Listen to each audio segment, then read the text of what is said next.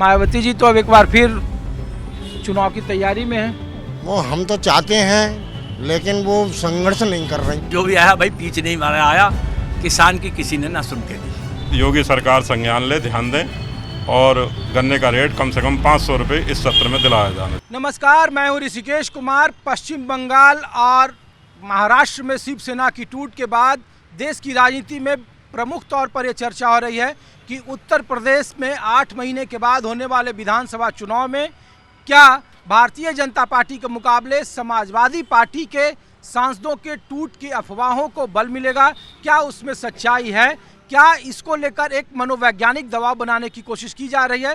दरअसल ये सवाल इसलिए भी मौजूद है क्योंकि कबीर जयंती के ठीक पहले बसपा सुप्रीमो मायावती ने एक बार फिर ट्वीट के जरिए जो ब्राह्मण उत्तर प्रदेश की राजनीति में सबके प्यारे हो गए हैं, उन्हीं ब्राह्मणों पर राजनीतिक डोरे डालते हुए मायावती ने एक बार फिर 2007 के उस वक्त को याद दिलाया और कहा कि अब वक्त आ गया है कि ब्राह्मण जो बसपा के सबसे विश्वस्त सहयोगियों में से थे, अब उनको पार्टी अपने साथ धीरे धीरे जोड़ रही है और जैसे जैसे चुनाव का वक्त आ रहा है उन्हीं ब्राह्मणों को अपनी ओर करने के लिए तमाम राजनीतिक पार्टियां जद्दोजहद कर रही है। 2007 में मुस्लिम, ब्राह्मण और दलित गठबंधन के जरिए मायावती ने पहली बार पूर्ण बहुमत की सरकार बनाई थी और उत्तर प्रदेश में उन्हें 206 सीटें मिली थी। दरअसल मुरादाबाद में आपको इसलिए भी लाया हूँ क्योंकि समाजवादी पार्टियों के जो बागी सांसदों की अफवाहों की जो खबर है उनमें मुरादाबाद के मौजूदा समाजवादी पार्टी के सांसद रुचि बोरा का भी नाम सबसे आगे लिया जा रहा है और कहा जा रहा है कि आपसी पार्टी के खींचतान की वजह से ही रुचि बोरा ने बगावत का सुर अपना लिया है और पीडीए का जो कार्यक्रम चल रहा है उससे उन्होंने दूरी बना ली है और कह रहे हैं कि पीडीए में महिलाओं का सम्मान नहीं हो रहा है। हालांकि रुचि बोरा के इस राजनीतिक नफे और नुकसान के बयान को आने वाले विधानसभा में उनके अपने परिवार वालों के टिकट लेने से जोड़कर देखा जा रहा है। तो मैं आपको मुरादाबाद लाया हूँ और अम्बेडकर ये पार्क है और चूँकि जो देखिए जब तक संविधान है तब तक तुम्हारे पास सत्ता बना रहने का अधिकार है और संविधान खत्म होगा तो आपकी मर्जी से अपना घर भी नहीं बना पाओगे, ये बाबा साहब ने कहा था और यही संविधान 2024 के लोकसभा चुनाव में सबसे बड़ा मुद्दा रहा था उत्तर प्रदेश में और 37 सीटें समाजवादी पार्टी जीतने में कामयाब रही थी। तो बहुत सारे हमारे पास लोग हैं और राजनीतिक तौर पर मैं बात करने के लिए लाया हूँ। तो सबसे पहले तो क्या नाम है आपका? मेरा नाम चंद्रलाल गौतम है। और आपका भाई साहब? मैं तो सरकारी। हाँ, सरकारी मुलाजिम है। और तो बताइए, मायावती जी तो अब एक बार फिर चुनाव की तैयारी में है। वो हम तो चाहते हैं लेकिन वो संघर्ष नहीं कर रही और संघर्ष अगर करती तो इतनी बेईमान सरकार और जगह जगह जो है ये चोरी डकैती झूठ सब न्यायालयों में जो है पैसा मांगे जा रहे हैं। बोले अगर न्याय चाहिए तो पैसा दो। अब गरीब आदमी पैसा कहाँ से दे, इतना भ्रष्टाचार है। और आप जो है वहाँ देख ही रहे हैं वो चंदा चोरी का मामला, क्या चंदा चोरी का मामला है, आम लोगों के जीवन में कुछ प्रभावित कर रहा है। हाँ, चंदा चोरी का मामला चल रहा है। जब हम कहते हैं हम परसोत्तम राम के अनुयायी हैं और चोर हैं सबसे बड़े वाले के, और बोले वहाँ जो है जिस पे एक गाड़ी नहीं उस पर 10-10 गाड़ी हैं और 500 करोड़ दिया कल पेपर में, बोले 500 करोड़ की चोरी हुई है। योगी जी तो कह रहे हैं कि सब दूध का दूध पानी का पानी हो जाएगा। वो तो वो कंगे वो उन्हें अपनी सत्ता फिर दूसरा के लानी है और रामबाद के सहारे लानी है तो वो तो कंगे ही इस बात को। लेकिन हम तो चाहते हैं चलो तुम्हारा रामबाद ही आ जाए, लेकिन शहर न्यायालयों में ये चोरी हो रही है, बेईमानी और तमाम गरीबों से पैसा मांगे जा रहे हैं, उन्हें न्याय नहीं मिल लिया, तो ये भी तो एक मुद्दा है। मायावती जी जो ब्राह्मण को कह रही हैं अपने साथ जोड़ने के लिए, कुछ होगा? ब्राह्मण देखो ऐसा हमारे मुरादाबाद में तो ज़्यादा ब्राह्मण है नहीं और वैसे भी इस देश का नाश तो ब्राह्मणों ने ही करा ज़्यादातर। हाँ, और मुल्लाओं ने करा। अरे वही तो मायावती जी का वोटर रहा है। हाँ, वोटर की नेता मायावती जी है ना। वोटर रहा, लेकिन कुछ गरीबों का तो काम ना हुए, सब मालदारों के ही काम हुए, बड़े बड़ों के काम हुए, गरीबों का कोई काम ना हुआ। मायावती जी का क्या होगा इस बार चुनाव में? अब देखना है क्या होता है। वही अगर ये गठबंधन कर लेंगे तो कुछ हो जाएगा और गठबंधन नहीं करेंगे तो कुछ नहीं होएगा, ऐसे ही रहेगा। चलिए ठीक है, शुक्रिया। तो ये तो आप लोग सर सब लोग मुरादाबाद से हैं? जी सर। हम्म? हम तो आप- संगठन के लोग हैं, भारतीय किसान यूनियन अराजनैतिक के। अच्छा, तो हम लोग तो सर ये मुरादाबाद इसलिए आए हाँ।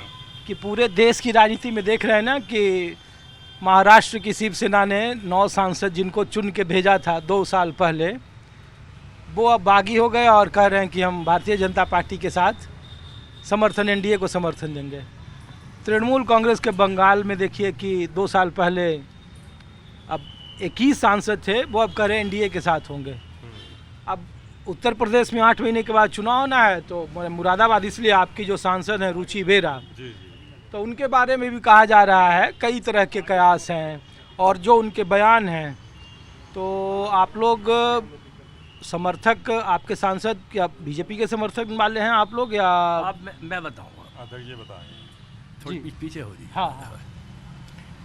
हम तो इसीलिए आए कि अब आप बोलो उधर से ना, जब हमने कहा कि रुचि बेरा जो यहाँ से बीरा सांसद हैं, तो लोग जैसे चुनकर जा रहे हैं फिर पाला बदल दे रहे हैं, यहाँ भी इनके सांसदों के बारे में चर्चा, रुचि बेरा का भी नाम है। तो हम तो आगे ये पूछ रहे हैं, आप लोग समर्थक किसान संगठन के तो हैं, लेकिन किसान भी तो आखिर में वोटर है, हाँ हम वोटर हैं। तो क्या माहौल है राजनीति का? 8 महीने के बाद चुनाव होना है, किसानों का 12 साल का सरकार जश्न मना रही है कि किसानों के दिन अच्छे चल रहे हैं। देखिए, पहली बात तो हम भारतीय किसान यूनियन अराजनैतिक, कहो तो मैं नाम भी बताऊं अपना। हाँ एकदम बताइए, क्यों नहीं बताएंगे। मेरा नाम महेंद्र सिंह रंधावा और भारतीय किसान यूनियन अराजनैतिक राष्ट्रीय उपाध्यक्ष। जी। सर, पहली बात तो हम जो राजनीति है इससे दूर रहने वाले व्यक्ति हैं, क्योंकि हमारे संगठन में सारी ही बिरादरियों के लोग हैं, जो भाजपा को भी वोट देते हैं, कोई कांग्रेस को भी देता है, कोई सपा को भी देता है, कोई बहन मायावती जी को भी देता है। तो किसान होने के नाते हम अपनी बात एकजुट होकर, कोई भी सरकार आए उससे हम अपनी बात रखते हैं। अब रही बात जो आपने रुचि बेरा जी, माननीय सांसद जी की बात बताई, देखो जी, उस चीज़ों से तो हमें कोई लेना देना है नहीं। हमारे जाने सपा का कांग्रेस में जाओ, कांग्रेस वाला भाजपा में जाओ, या भाजपा वाला मायावती में जाओ, हमें इससे कोई लेना देना नहीं। हाँ, एक बात जरूर है, हमने सारी सरकारें देखी हैं, और 73 साल उम्र है मेरी। बड़े दल बदले गए हैं, बड़े बड़े, हमने कांग्रेस भी देखी है, हमने वो टाइम भी देखा है जब अंग्रेजों से लड़ाई हो रही। सवाल ये है कि हमें तो जो भी आया भाई पीछ नहीं मारा आया, किसान की किसी ने ना सुन के दी। लेकिन एक बात मैं ज़रूर कहूँगा कि और पार्टियों के मुकाबले जो जनमानस को स्वतंत्रता मिली है, यानी आज़ादी मिली है। कौन सी आज़ादी?